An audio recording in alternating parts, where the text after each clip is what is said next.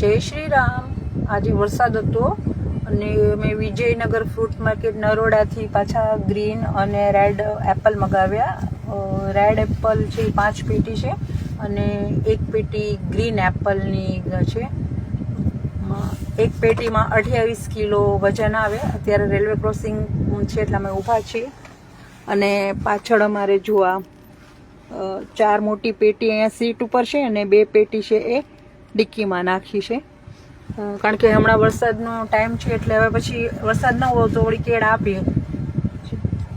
અત્યારે કાલે રાત્રે વરસાદ હતો, સવારે વરસાદ હતો એટલે અત્યારે વરસાદ રહ્યો એટલે મને એમ થયું કે ખવડાવી આવું જઈને.